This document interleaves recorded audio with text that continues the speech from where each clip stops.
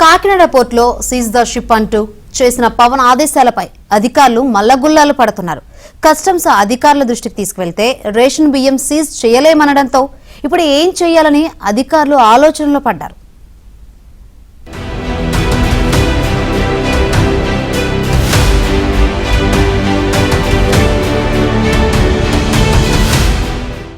కాకినాడ యాంకరేజీ పోర్టులో బియ్యం తరలింపు కోసం సిద్ధమైన పనామా దేశానికి చెందిన స్టెల్లా ఎల్ అనే షిప్ ను సీజ్ చేయాలంటూ ఏపీ ఉప ముఖ్యమంత్రి పవన్ కళ్యాణ్ ఆదేశించిన తర్వాత సీజ్ ద షిప్ అనే మాట ట్రెండ్ అయింది. అయితే పవన్ ఆదేశించినప్పటికీ అధికారులు ఆ షిప్ ను ఇంకా సీజ్ చేయలేదు. దీంతో అధికారులు ఏం చేయాలనే వ్యవహారంపై సందిగ్ధంలో పడ్డారు. ఏపీలో కూటమి ప్రభుత్వం అధికారంలోకి వచ్చిన తర్వాత రేషన్ బియ్యం అక్రమ తరలింపుపై ఫోకస్ పెంచింది.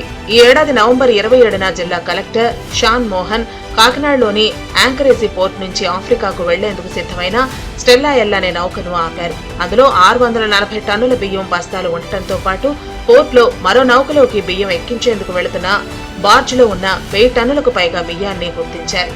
ఇది జరిగిన 2 రోజులకు నవంబర్ 29వ తేదీన స్టెల్లా నౌక వద్దకు మంత్రి మనోహర్ తో కలిసి AP deputy CM Pawan Kalyan వెళ్లి పరిశీలించారు.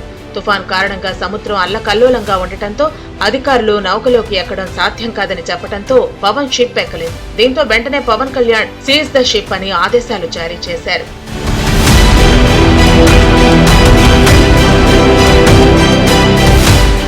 షిప్ ను పవన్ కళ్యాణ్ సీజ్ చేయాలని ఆదేశాలు ఇవ్వడంతో అధికారులు మల్లగుల్లాలు పడ్డారు. ఈ విషయాన్ని కస్టమ్స్ అధికారుల దృష్టికి తీసుకెళ్తే రేషన్ బియ్యం ఉన్నాయని షిప్ ను సీజ్ చేయలేమని తేల్చి చెప్పారు. దీంతో పౌర సరఫరాల శాఖ ఈ నెల 1వ తేదీన అడ్మిరాలేట్ కోర్టుకు వెళ్లడానికి ప్రయత్నించి ఏఏజీతో సంప్రదింపులు చేసింది. కానీ కేసు నిలబడే అవకాశం లేకపోవడంతో ప్రయత్నం విరమించుకున్నారు. దీంతో షిప్ ను సీజ్ చేయడం కష్టం కావడంతో అధికారులకు ఏం చేయాలో తోచటం లేదు. ఇదిలా ఉంటే సముద్రంలో వాతావరణం అనుకూలంగా ఉండటంతో షిప్ లో మిగిలిన బియ్యాన్ని లోడింగ్ చేయాల్సి ఉంది. లేకపోతే డెమరేజ్ ఛార్జీలు పడతాయనే ఆందోళన పోర్టు అధికారుల నుంచి వ్యక్తమవుతోంది.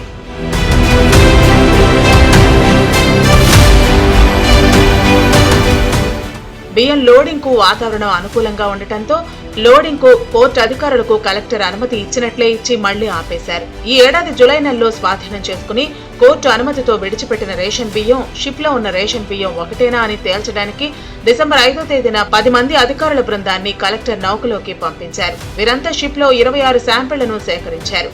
కానీ వీటి ఫలితాలు రాకపోవడంతో షిప్ లోకి బియ్యం లోడింగ్ చేయకుండా నిలిపివేశారు.